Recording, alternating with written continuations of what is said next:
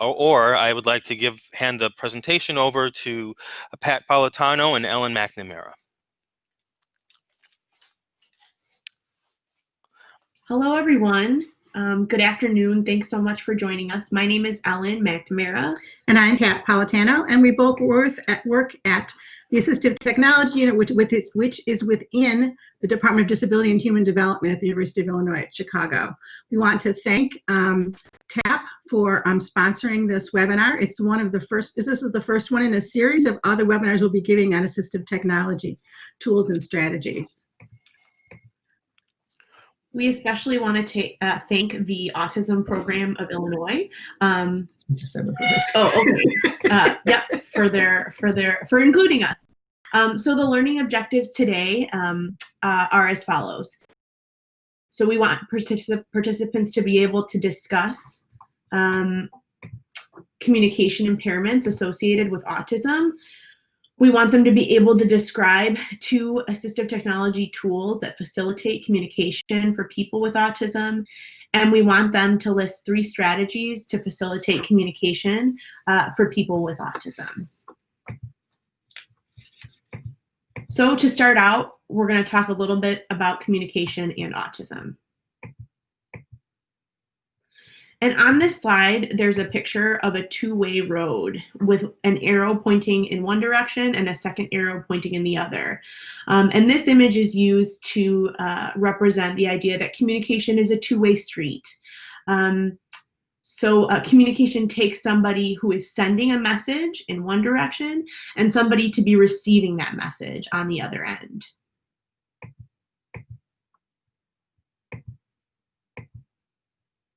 In this way, communication is comprised of a series of complex and fluid interactions that include but aren't limited to using and understanding facial expressions, body language and gestures, reading and writing, speaking, and listening. So communication involves recognizing, processing, and then making sense of the behaviors of others, and then responding in ways that represent our own ideas and intentions, but also will be understood by our communication partners. The image on this slide represents a snapshot moment in communication, where one person, the silhouette on the left, is forming their idea or message in their mind and sharing it by speaking it to a second person, the silhouette on the right, who hears or perceives these words and then processes them to make sense of them.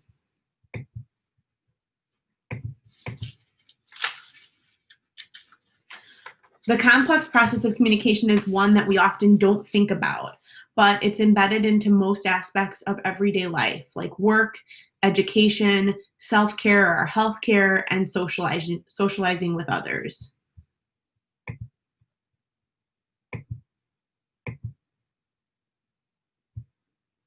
Communication impairments specifically are an integral part of an autism diagnosis. The image on this slide represents the current DSM diagnostic criteria for ASD. In addition to restrictive repetitive behaviors, a person must also present with deficits in social communication and interaction in order to receive a diagnosis of autism. So we're going to take a closer look at that. The deficits in social communication and interaction must be characterized by deficits in social emotional reciprocity, nonverbal communicative behaviors, and in developing and maintaining relationships. So really, with this in mind, anyone with a diagnosis of autism has trouble with some aspect of communication.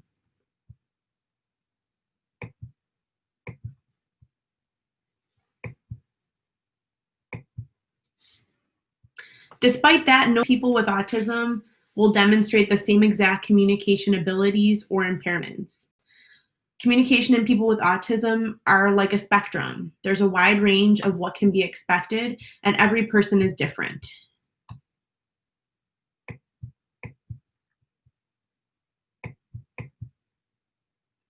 For example, it's estimated that 1 in 59 people are diagnosed with autism, and approximately 1/3 of them are functionally nonverbal, which doesn't necessarily mean that the person doesn't speak, but that their speech isn't sufficient to meet their basic needs.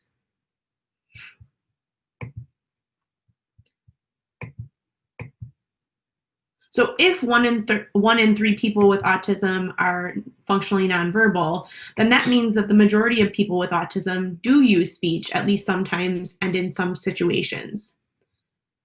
For these people, processing and interpreting and responding to social communication in everyday life can be difficult.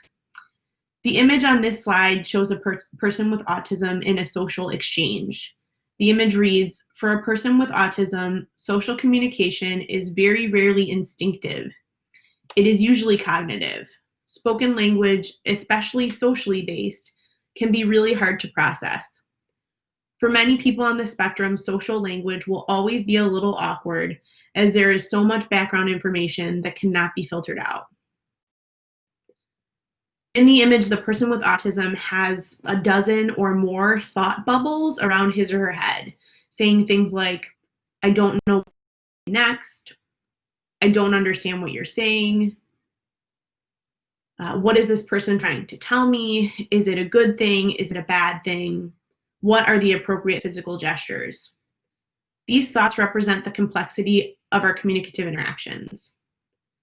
Even those people who have autism, whose language skills might test as within functional limits on standardized testing, tend to still have difficulty with abstract linguistic concepts.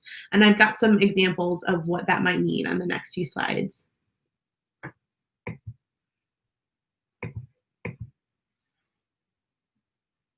This slide shows a black and white comic in which the Pillsbury Doughboy is sitting on an office chair with a briefcase next to him.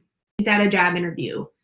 Across from him is a woman behind a desk holding a sheet of paper, presumably his resume, and he says, "I don't know what sort of salary you're offering, but on my last job I made a lot of dough."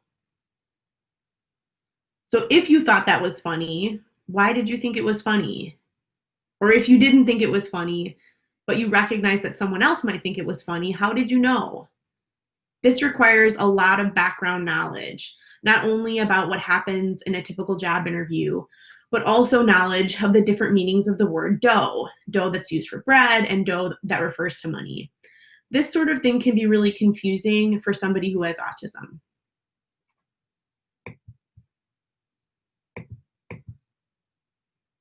Another example. This cartoon shows a middle-aged man in his living room, sitting on his recliner chair with a newspaper in hand.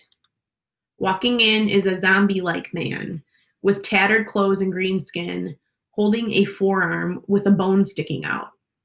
And he says, "I'd like to ask for your daughter's hand in marriage."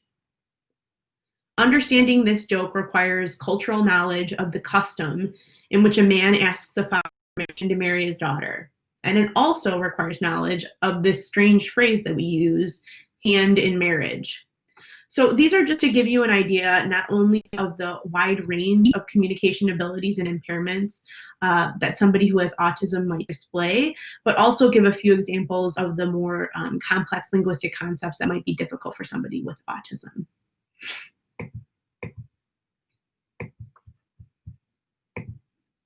Next, we're going to talk a little bit about assistive technology as it relates to autism, specifically for communication. Assistive technology, or AT, is a broad term that describes a variety of tools that facilitate a range of daily tasks. This includes wheelchairs to grab bars, hearing aids. All of these are considered forms of AT. So in this way, AT is an umbrella term in that it encompasses a lot of other subsets or categories. Under the AT umbrella are tools that support communication, including visual supports, which are visuals that aim to facilitate comprehension for people with autism.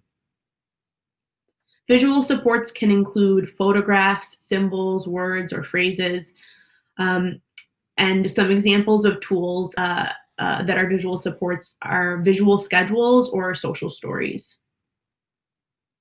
Another communication support under the AT umbrella is augmentative and alternative communication, or AAC. This is what we're going to be focusing on for the rest of the presentation.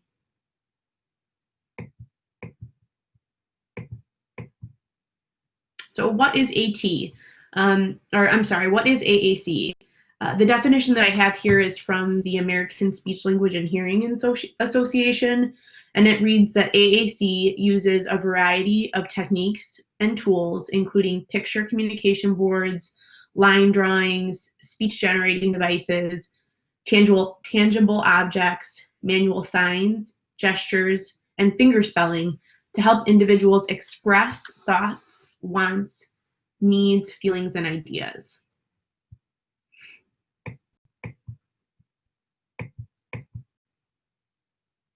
Who uses AAC? Well, really, a variety of people with communication impairments. These may be people with different medical diagnoses, some that they're born with, some that are acquired over the lifespan, some diagnoses might be degenerative. But regardless of the diagnosis, each person who uses AAC has different needs and abilities. So just like no person with autism is the same, no two people who use AAC are the same. Some people who use AAC might not have any speech. They might have some speech that is difficult to understand, or they might have speech that fluctuates depending on the time of day or the situation. This is Pat Politano. I just want to interject that as is common, what we find common with a lot of individuals with autism is that even though the person is able to speak, it does not mean that speech meets all of their communication needs. We've known individuals with autism who could speak but still benefited from communication aids. So it's typically an individual who uses speech that was repetitive in nature. For example, it's somebody whose speech is limited to a few topics. So it might be someone who you hear very clearly articulating questions about their schedule. Where am I going? What am I doing? This are telling you about events that are on their schedule about to happen, or asking when something's going to happen. And it might be that all their conversation occupies this one topic. Or it might be someone who's limited in the social situations where they communicate. Or maybe in a greeting situation, they always ask somebody when their birthday is or what color car they have. So even though this person is articulating, they're only able to communicate in a few different areas. Or it might be someone who can only communicate with a very familiar communication partner, and there's too much anxiety around other situations. So for some of these individuals, communication aids can provide an opportunity for the individual to express other ideas that they have or other things that they want to talk about. And we found some individuals who aren't able to communicate things through speech sometimes are able to communicate more information through typing, or communicate with more people through typing, or even through texting, because that sometimes takes away some of the social anxiety. And I'm not really sure all the reasons why it seems to help them unlock what they want to say, but sometimes people are able to communicate more through communication aids than they are through their verbal speech.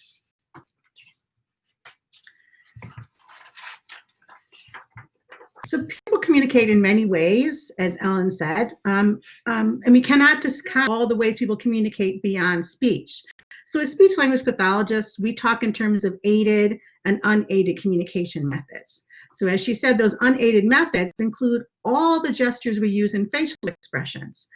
Individuals with autism may also have communicative behaviors which are only recognized by the people who know them. For example, they may be gestures that indicate that someone needs a break or is getting upset, or they may have a unique gesture or phrase that's only understood by specific people. In terms of communication aids, we use a variety of tools that exist in our environment, like showing photos on our phone or pointing to places on a map or a calendar, as well as this category includes those communication books or apps or devices that have been developed specifically to aid or augment communication. The important thing to remember is that to best support people with communication impairments, we need to acknowledge and respond to all the ways that that person attempts to communicate. In order for individuals to be able to say everything they want to say and communicate in all the situations where they want to communicate, intervention needs to be twofold. So it's not just going to be focusing on teaching the individual new strategies or new ways to communicate or giving them a communication aid or an app. Intervention, to be successful, needs to also be teaching communication partners how to best support that person's communication. And it might begin by teaching communication partners all the ways that that person communicates so that they can acknowledge and respond to communication attempts. The focus of today an overview of communication aids and strategies. However, in 2 weeks on May 16th, I'll be talking more about identifying and documenting all the ways an individual communicates in order to train communication partners to support communication in the other ways I've discussed.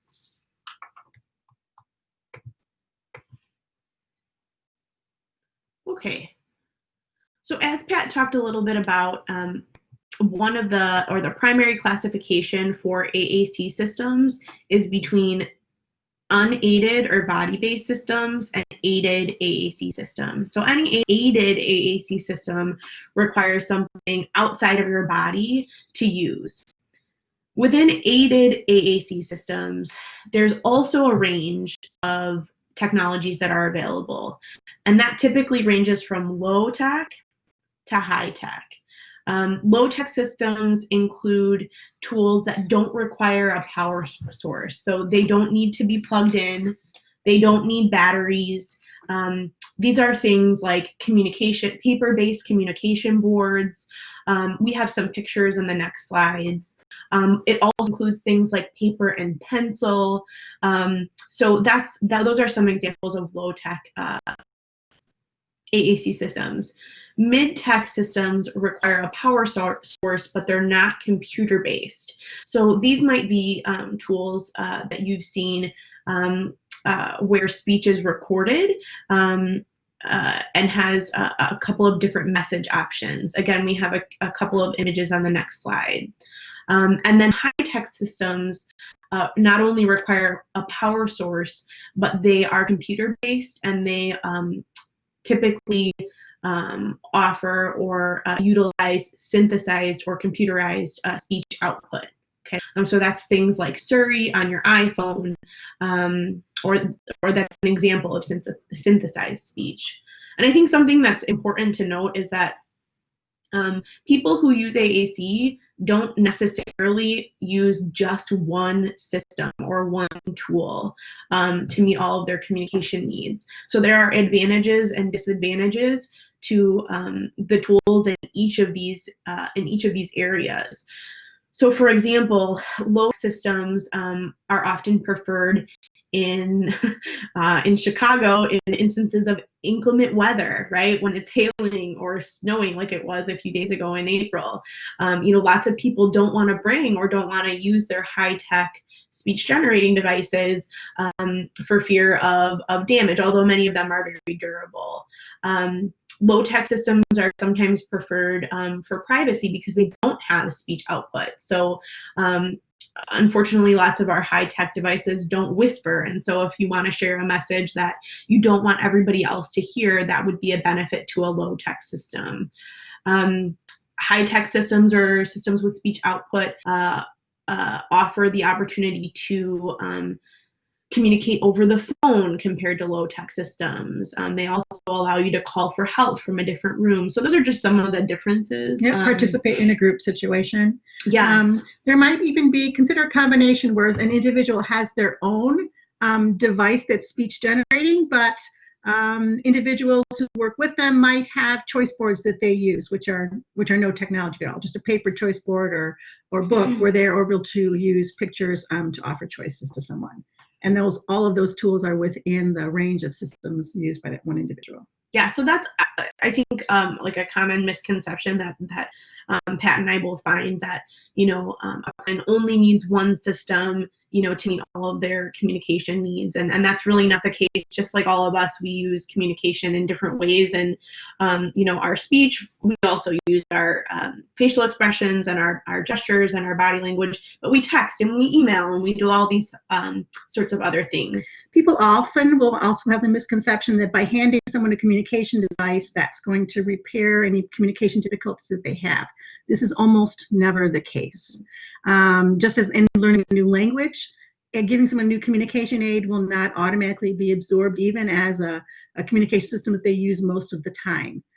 They will need modeling, and they'll need someone to introduce to them ways that this communication aid can be used to help them communicate with the people they want to communicate with and the situations where they want to communicate.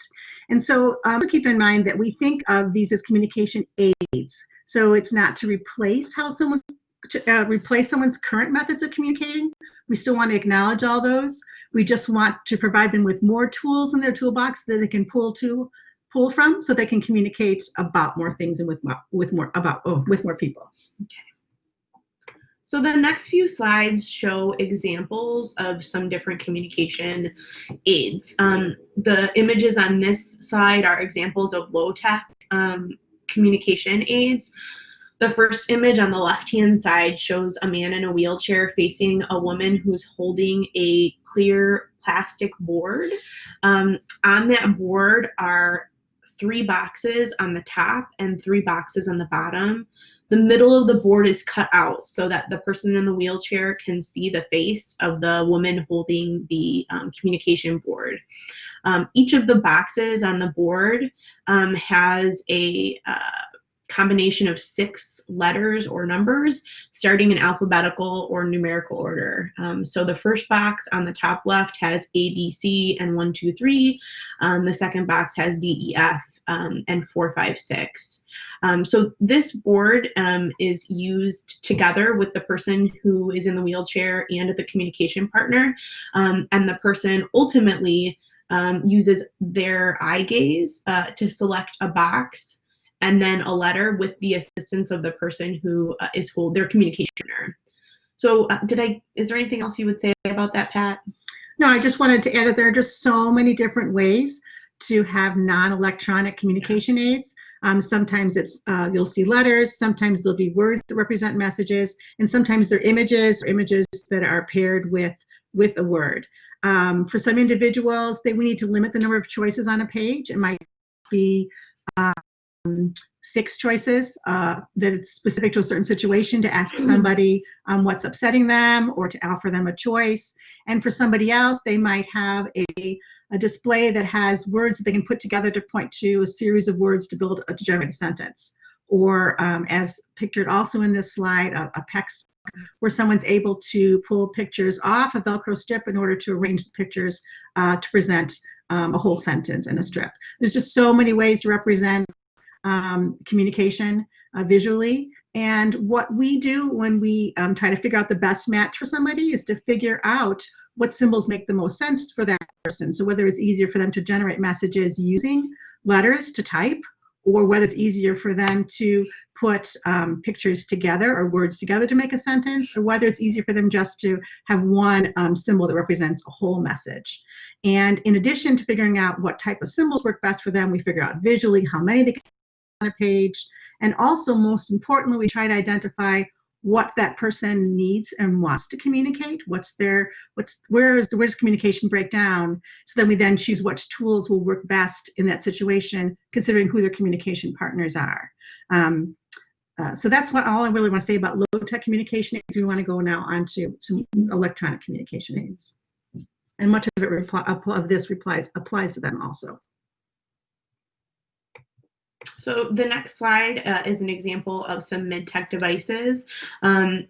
These are devices that allow for recorded speech. So that means that a person can communicate whatever message has already been recorded. On the left and right are examples of systems that have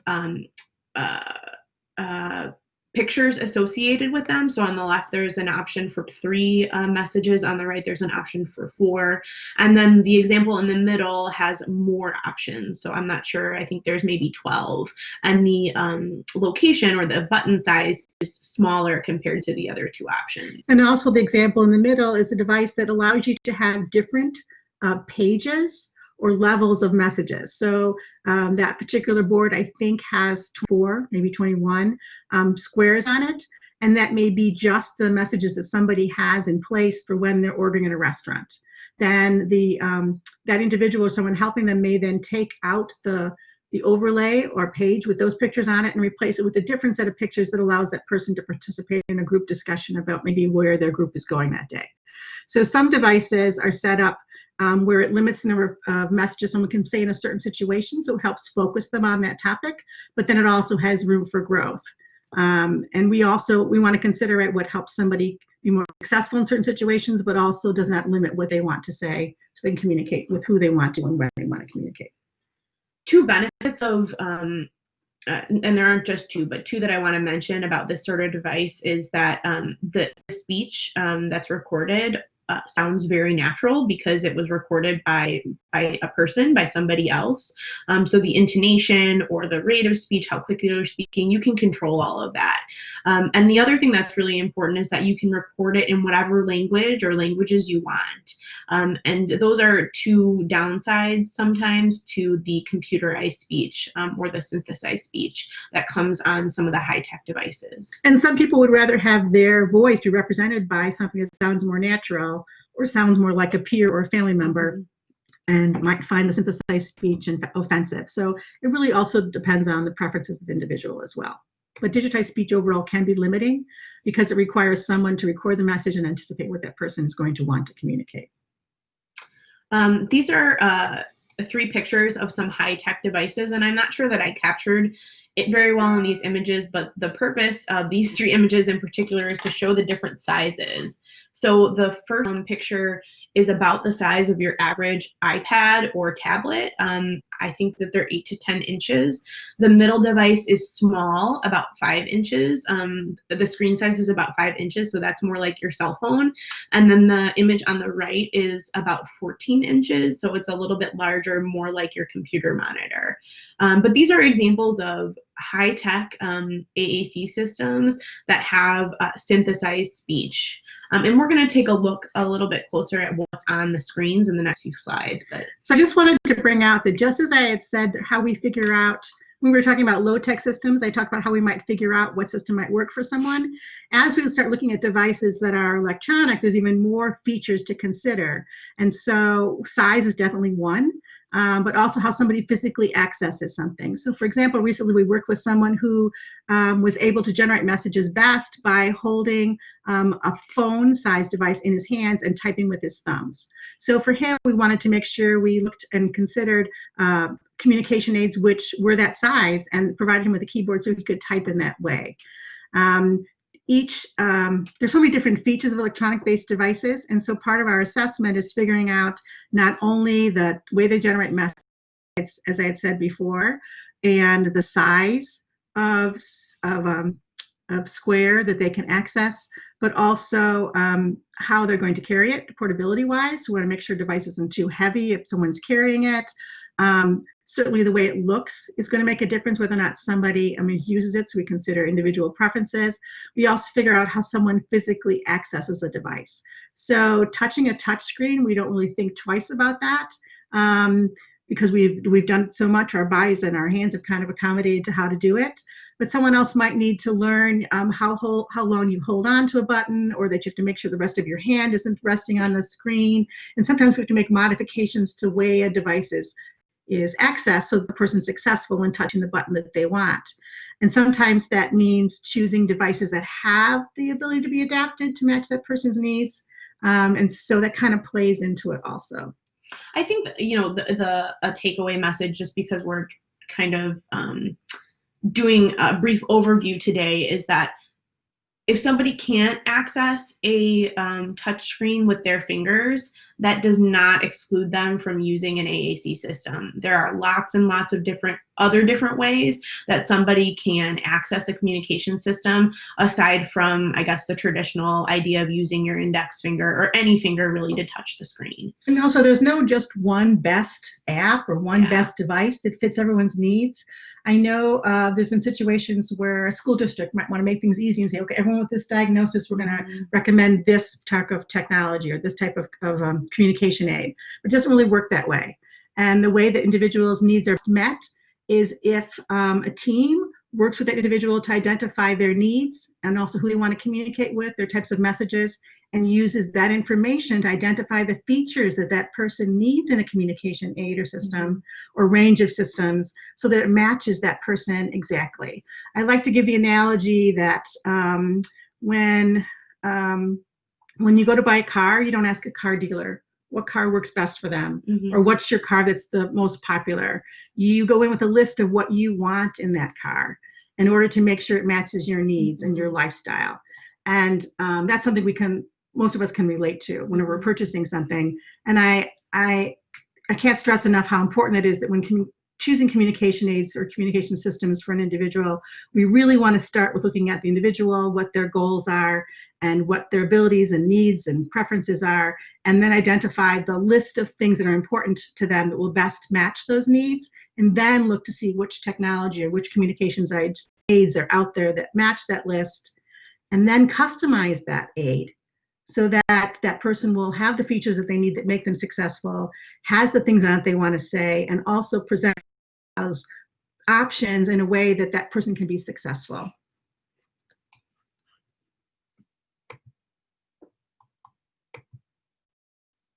Okay, so Pat talked a little bit about this already, but I just want to break this down. When somebody is using an AAC system, there are different ways that you can generate a message or construct a thought or an idea. That's basically what we're talking about when we say message generation. Some people or some systems may use spelling with word prediction, which is what we use often. Many people use when we text. Some people might use one word at a time to construct their message, and some people might use phrases that are already constructed or messages that are already constructed. And all of these can be represented on an AAC system in different ways. So there's lexical representation for these messages, which includes letters, words, or phrases written. And then there's graphic representation. So that could include photographs, line drawings, black and white or colored, or both. Okay, so in the next slides, we have a couple of pictures of those different examples. Many systems use a combination of all the things I just described.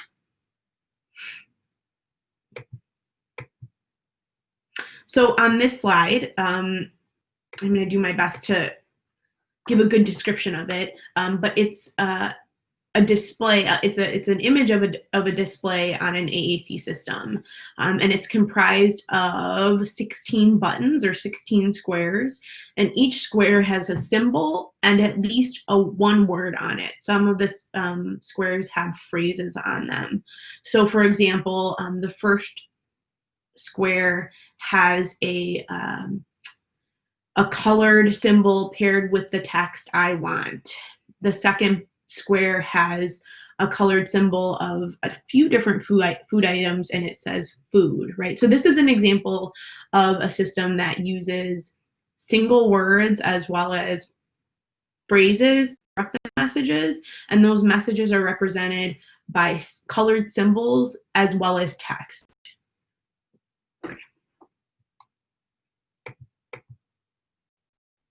This next image is also a display for a communication app, and it's one that utilizes spelling. So on the bottom half of the image, you see a traditional QWERTY keyboard, and on the top half of the screen, you have what's called a message window, which is like your Word document where you're constructing your message.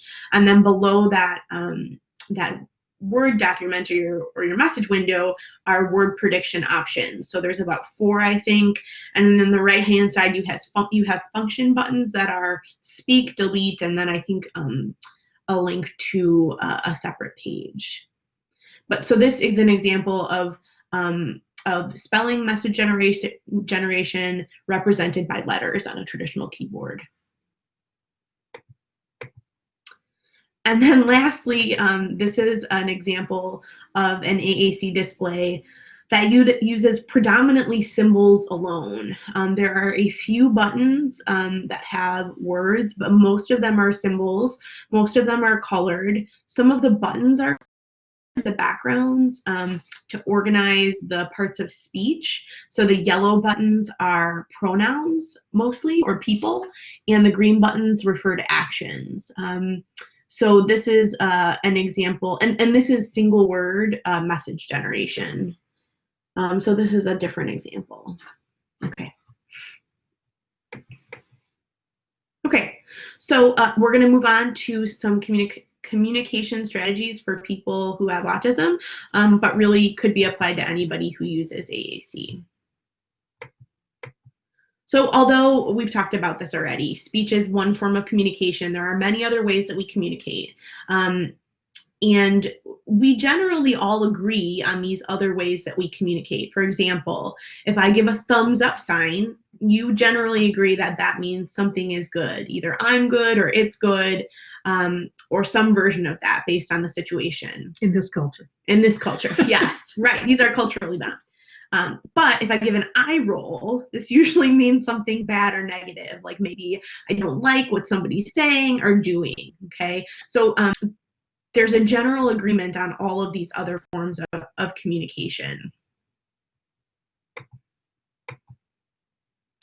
But for people with autism, although they may use these same behaviors or even these same gestures or facial expressions, sometimes they don't mean the same things that we generally accept them to mean.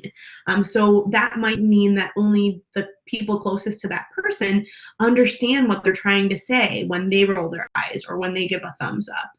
So one strategy that is really powerful is developing a communication dictionary, which is describes what someone does or says and really what it means for them. So it gives their behaviors or their actions meaning, and this can really decrease frustration and improve communication overall.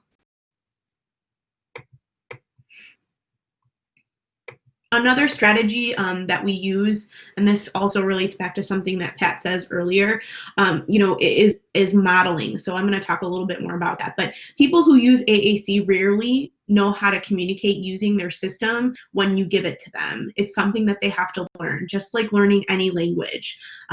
We often, we have to be taught. And so, if you think about, all the time that babies spend listening to and observing speech and language before their first words, we can understand all the time an example that somebody who is learning to communicate using AAC needs, right? So they need to see other people using AAC. They need to watch and learn. And so that's something that we can help with.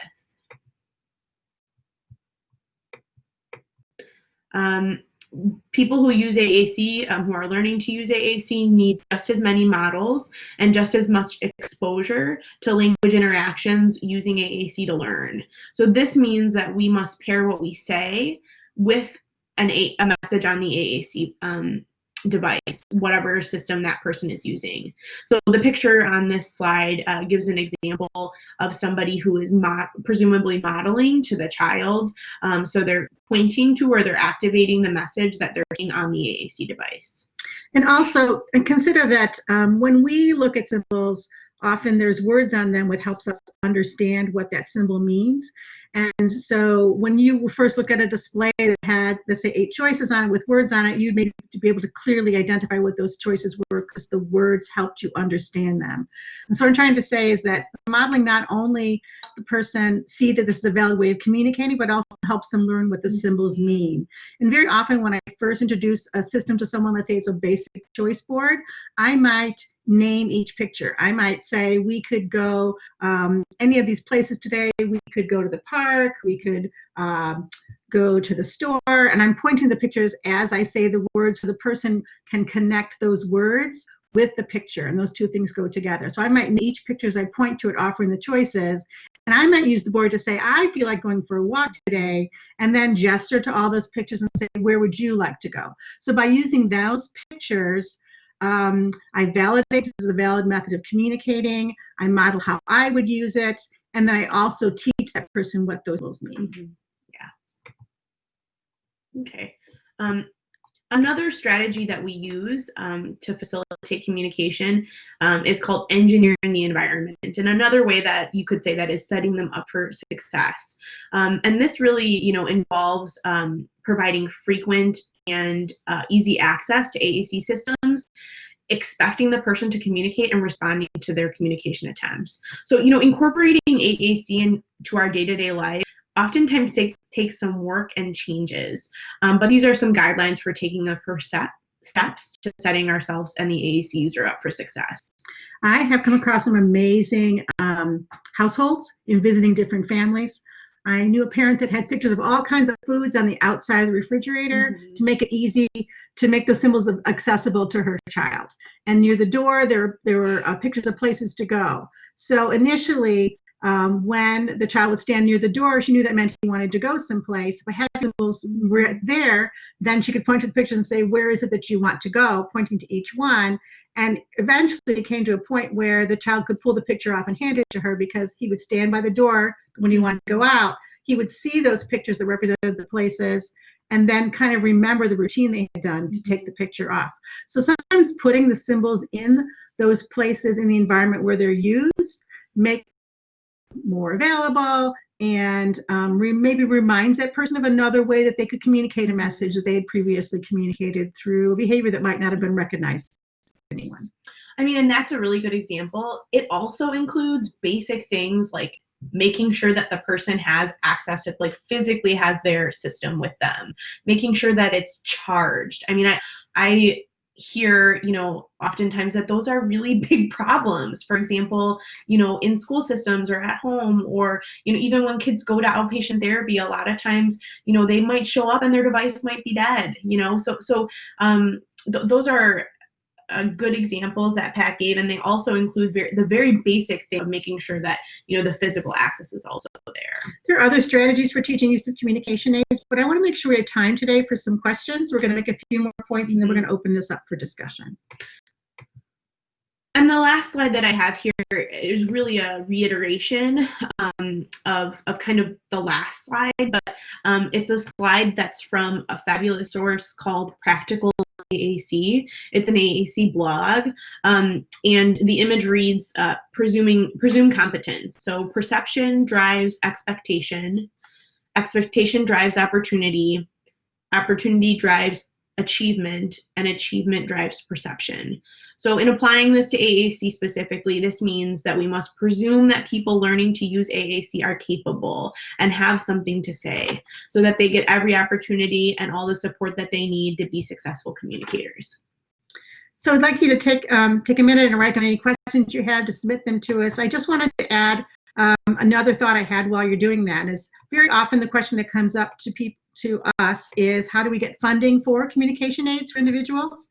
And what I wanted you to know is that devices that are designed to be communication aids are considered durable medical equipment, and therefore are fundable through Illinois Medicaid as well as Medicare and most insurance companies, unless the insurance company has a clause which says they do not fund it. So that's usually the avenue that we take. However, if somebody wants to use an iPad for communication, the iPad itself is not considered durable medical equipment, and often we have to seek a different funding source for that. So there are other questions related to that. Please let us know that as well. So I have a couple of questions here for either Pat or Ellyn. Where or how can providers obtain more training on AT/AAC? So the devices themselves come from manufacturers, and those manufacturers, many of them have representatives in the Chicago area. And so the companies that make communication devices, the speech generating devices, have trainings available, as well as individuals who can provide individualized training and support to families as well as school districts. So it's specific to the device. That's one avenue. The other avenue for training is to identify speech language pathologists who provide training in augmented communication through therapy. And I think that the Illinois Assistive Technology Project has some resources for that. You could contact them to see if they know which centers offer that. You can also call your local hospital or other centers and ask them if they provide that kind of therapy. But so I think the question was about providers. Right, Miguel? Was it about providers? Because yes. How can providers obtain more training? Oh, okay. How do providers get training? Yes. I'm sorry. So it just so happens that the Department of Disability and Human Development has a variety of classes that we offer, actually 20 classes in assistive technology, and most of these classes are available online. And so by going to the university website, You can access our courses, and also for Assistive Technology Certificate Program at UIC, you would also get a list of courses that are offered each semester. And there are some courses we have related specifically to augmented communication, and there's also a course that we teach that's about supporting individuals who have autism in using communication aids. Great, thank you for that. Here's another question. If I am or I know someone who is seeking ATAAC services, what should I do? Where should I start? So one of the places you should start is with your primary care doctor, or the person's primary care doctor. They are kind of the gatekeepers to most assistive technology services, including AAC. So if a device or an evaluation is going to be pursued through insurance, through Medicare, Medicaid, or private insurance, your doctor will have to write a prescription to get a speech evaluation, to get an AAC evaluation with a speech therapist. So that would be the first person that you could start with. Another option is starting with your school system, depending on the person's age. Because schools are obligated to provide any technology that an individual needs in order to meet their educational goals. And so if an individual needs a communication aid for that purpose to participate in their school program, then the school is obligated to provide that communication aid and to assist in that process. And so parents need to know that they can bring that up in any IEP meeting, and they can make this request. It's within their rights to do so.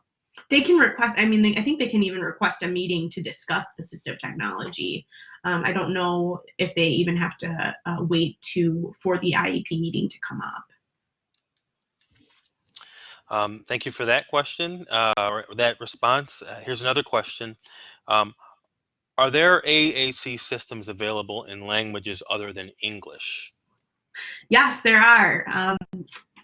So as we talked a little bit about earlier, the devices with recorded speech can be recorded in any languages that that somebody needs.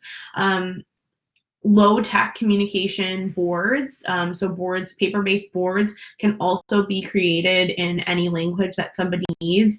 There are speech-generating devices, high-tech systems.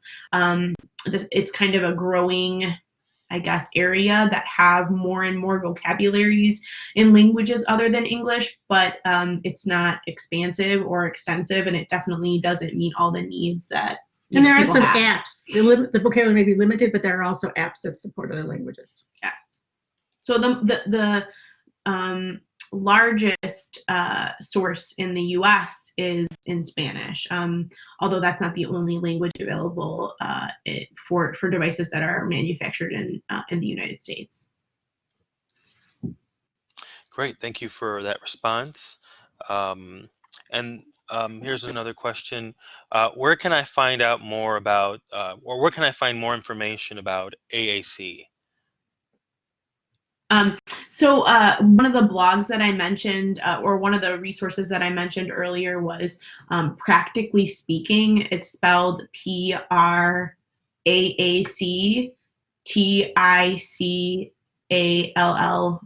Practically Speaking. But even if you spelled it the regular way, you could find it on a Google search. And it's a great AAC blog. Additionally, the International Society for AAC is a great resource. The U.S. has a chapter called USAC, which is USAAC. Those are both great resources. USSAAC. Yes. And they also have webinars that are available as well. So yes, there's a United States Association as well as an international one. Those are good resources. Any other resources you can think of?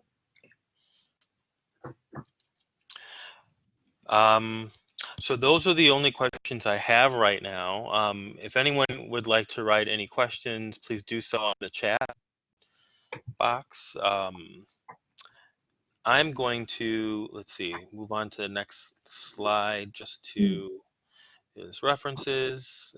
Everyone obviously has access to notes of these slides on the website.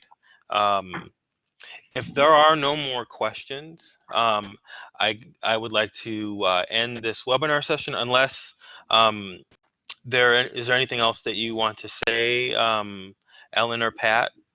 I don't think so, Miguel. Okay, great. So I just want to remind everyone that we have another webinar in the series, AT Tools and Resources for Latinx Families. Ellyn will be speaking. You can register online now for this session. I just want to say thank you, Pat and Ellyn, for doing this webinar. It was very informative, and we're looking forward to the next webinar. Thank you. Thank you. Okay. All right, everyone. We hope to see you at the next webinar on Thursday, May 9th. Have a good day.